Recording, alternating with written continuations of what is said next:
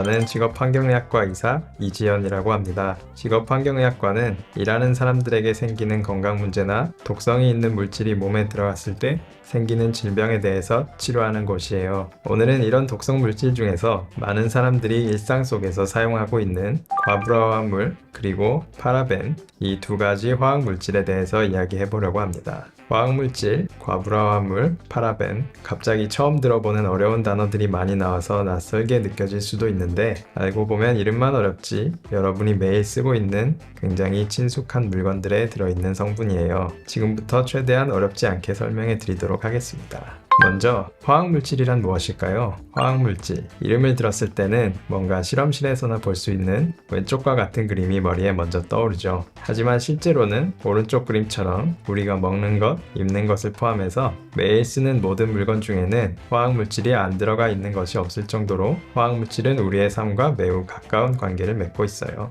이런 화학물질들은 잘 쓰면 편리하지만 몸에 들어가면 몸을 아프게 할 수도 있어요. 특히 어린이 여러분은 어른에 비해서 키와 몸무게도 작고 장기들도 덜 성장했기 때문에 더 위험할 수 있어요. 오늘은 수많은 화학물질 중에서 크게 두 가지, 과부하화물 그리고 파라벤에 대해서 알아볼 거예요. 이름만 들어서는 좀 어려울 수도 있는데 알고 보면 모두 여러분이 평소에 자주 쓰는 물건들이라 친숙할 거예요. 구체적으로 어떤 물건들에 들어있는지는 뒤에서 다시 설명하도록 하겠습니다. 그래서 첫 번째로는 과부하화물, 파라벤이 무엇인지, 다음은 과부하화물, 파라벤이 몸에 들어가면 어떻게 되는지, 마지막으로 과부하화물, 파라벤을 건강하게 쓰려면 어떻게 하는지 순서로 이야기할 거예요. 먼저 과부하화물에 대해서 알아봅시다. 두 사진 중에 위쪽 사진에서 보이는 병에 들어있는 갈색 액체가 과부하화물의 원래 모습이에요. 그리고 아래쪽에 파란색 섬유로 된 물건 사진이 과부하화물을 이용해서 만든 제품이에요. 보통 옷감이나 천 같은 섬유는 물에 잘 젖는데 사진에서는 물방울이 천에 스며들지 않고 동그랗게 맺혀 있죠. 이것이 과부하물의 중요한 특징이에요. 물질들 중에는 물과 섞이는 물질, 기름과 섞이는 물질, 비누같이 양쪽에 다 잘 섞이는 물질이 있죠. 과부하물은 생김새가 특이해서 물과 기름과 모두 잘 섞이지 않아요. 어려운 내용이지만 오늘은 물에도 잘 젖지 않고 기름도 잘 스며들지 않는다 정도로 기억하고 넘어가도록 합시다. 물에 젖지 않고 기름도 잘 묻지 않는 장점을 이용해서 방수가 되어야 하는 옷, 가구, 카펫, 패스트푸드 같은 기름진 음식 포장지, 물을 담는 종이컵, 프라이팬 같은 조리기구에 쓰이겠죠. 이외에도 소화기, 청소용품, 화장품, 페인트, 콘택트 렌즈, 살충제까지 정말 다양한 제품들의 과부하물이 들어있어요. 이런 과부하물이 몸에 들어가면 어떻게 될까요? 우리 몸 안에서 과부하물과 가장 관계가 깊은 기관은 간이에요. 간은 그림에 있는 것처럼 배 오른쪽 위에 있는 장기예요. 그렇다면 과부하물의 어떤 부분이 간하고 상관이 있을까요? 과부하물의 중요한 특징이 있는데 분해가 잘 안 된다는 거예요. 보통은 밖에서 몸 안으로 들어온 물질들은 여러 복잡한 과정을 거쳐서 작게 쪼개져요. 이렇게 쪼개져야 줌으로 다시 몸 밖으로 나갈 수가 있어요. 그런데 과부하물은 특이하게 우리 몸이 이것을 쪼개지 못하기 때문에 피를 타고 온몸을 돌아다니다가 이 간이라는 곳에 점점 쌓여요. 간은 우리가 숨쉬고 운동하고 살아가는 데 필요한 화학 물질들을 만드는 공장이에요. 또 영양분을 저장하기도 하고 독성이 있는 몸에 나쁜 물질이 몸에 들어오면 해독을 해서 몸을 보호하는 역할도 하고 있어요. 굉장히 중요한 역할을 한다는 것을 알 수 있어요.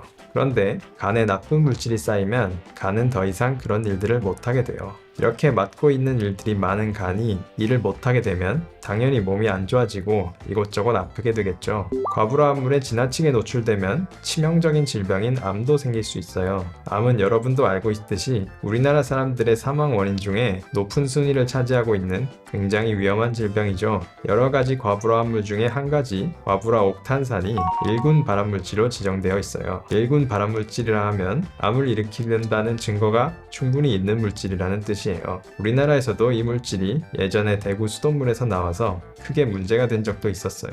그렇다면 과부하물을 건강하게 쓰려면 어떻게 해야 할까요? 첫째, 집안에서는 오래된 소파 같은 곳에서 과부하물이 나와서 공기와 집안 먼지 속에 쌓이게 돼요. 바닥에 카펫 같은 것이 깔려 있으면 더 잘 쌓인다고 해요. 청소를 자주 해서 독이 들어있는 집안 먼지를 제거해 주세요. 둘째, 창문을 자주 열어서 환기시켜 주세요. 환기를 시키면 실내 공기와 먼지 속에 있는 독성 화학물질을 밖으로 내보내서 몸을 보호하는 데 도움이 돼요. 셋째, 음식 포장지와 종이컵 같은 일회용품의 사용을 줄여야 해요. 집에서 텀블러를 가져오면 종이컵을 안 써도 되겠죠. 일회용품을 적게 사용하면 과부하 화물의 위험을 줄이는 것 말고도 환경오염을 줄이는 데도 도움이 돼요.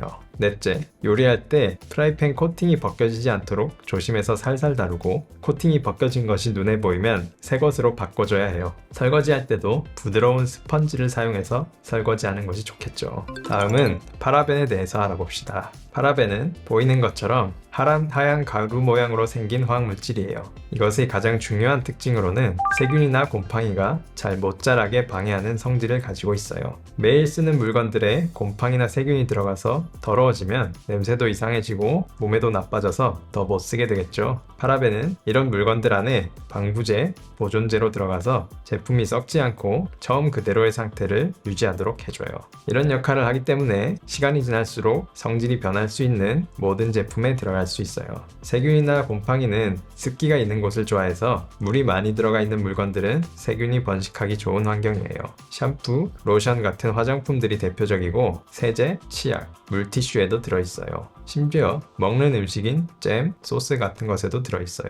파라벤이 몸에 들어가면 어떻게 될까요? 피부에는 우리 몸을 지켜주는 상재균과 질병을 일으키는 나쁜 균들이 같이 있어요. 파라벤은 세균을 죽이는 특성을 갖고 있다고 했었죠. 파라벤이 들어있는 제품을 너무 많이 바르면 나쁜 균들뿐만 아니라 이런 좋은 상재균들까지 죽게 돼요. 피부를 지켜주던 상재균들이 죽으면 피부가 약해지겠죠. 이렇게 피부가 약해지면 바깥에서 나쁜 세균들이 들어오기가 더 쉬워지고 피부염 같은 질병에 걸리게 돼요. 그리고 세균 침입 말고도 파라벤 자체도 알레르기라는 병을 일으킬 수 있는 물질이에요. 알레르기란 앞에서 얘기한 세균 같은 것들과 다른 몸에 나쁘지 않은 평범한 성분들이 몸에 들어간 상황인데도 불구하고 몸이 맞서 싸우려는 준비를 하면서 아프고 힘들어지는 것을 말해요. 예를 들면 여러분들 집에서 같이 지내는 반려동물 털 같은 것도 그 자체로는 몸에 나쁘지 않지만 알레르기는 일으킬 수 있는 성분이죠. 이런 알레르기에 걸리면 피부가 빨갛게 올라오고 가려움이 심해져요. 파라벤을 건강하게 쓰려면 어떻게 해야 할까요? 첫 번째, 물건을 살 때 성분 표시를 확인하는 습관을 가져야 해요. 생활용품들 용기의 뒷면에 보면 작은 글씨로 뭔가가 되게 많이 쓰여 있어요. 무슨 파라벤이라고 쓰여 있으면 파라벤이 들어있다는 뜻이에요. 오늘부터는 물건을 사기 전에 뒷면도 한 번씩 읽어보도록 해요. 두 번째, 이렇게 성분 표시로 파라벤이 들어있는 것을 확인한 샴푸, 젤, 로션 같은 화장품, 목욕용품은 한 번 쓸 때 조금씩만 써야 해요. 어린이들은 어른에 비해 몸이 약해서 적은 양의 파라벤에 닿아도 피부병이 더 잘 생길 수 있어요. 세 번째, 손을 잘 씻는 것도 중요하지만 씻고 나서 헹구는 게 더 중요해요. 깨끗이 헹구지 못해서 비누기가 남아있으면 파라벤 성분이 피부에 계속 남아있게 되고 이런 식으로 점점 피부에 쌓이다 보면 피부가 상해서 보기에도 안 좋고 아파서 힘들 수도 있겠죠. 자, 그러면 지금까지 설명한 내용에 대해서 잘 이해했는지 확인해 볼까요? 문제를 잘 읽고 맞으면 O, 틀리면 X로 답을 해봅시다. 첫 번째 문제, 과부하물은 우리 몸에서 분해가 잘 되어서 간에 쌓일 위험은 걱정하지 않아도 된다. 정답은 무엇일까요? 정답은 X입니다. 분해가 잘 되지 않기 때문에 간에 쌓여서 간 건강을 나쁘게 하는 것이 중요한 특징이었죠. 두 번째 문제, 과부하물은 종이컵, 음식 포장지에 들어있어서 일회용품을 적게 쓰는 것으로 위험을 줄일 수 있다. 정답은 O입니다. 방수가 잘 되는 특징이 있어서 물기가 있는 식음료 포장용으로 쓰이고 있죠. 일회용품 사용 줄이기가 도움이 된다는 것도 다시 한번 기억하고 넘어가도록 합시다. 세 번째 문제, 파라벤은 화장품, 목욕용품, 세제, 물티슈를 포함해 우리가 먹는 음식에도 들어있다. 정답은 O입니다. 세균에 의한 변성을 막아주어서 시간이 지나면 변할 수 있는 물건이면 어디에든 들어갈 수 있는 것이 파라벤이었죠.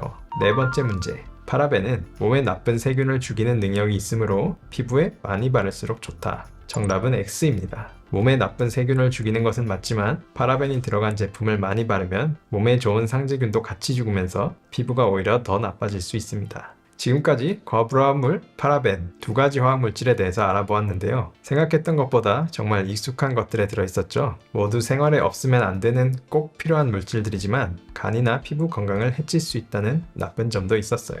지금부터는 이런 물건들을 쓸 때 앞에서 말했던 사항들을 잘 떠올려서 모두의 건강을 잘 지킬 수 있도록 함께 노력해봐요.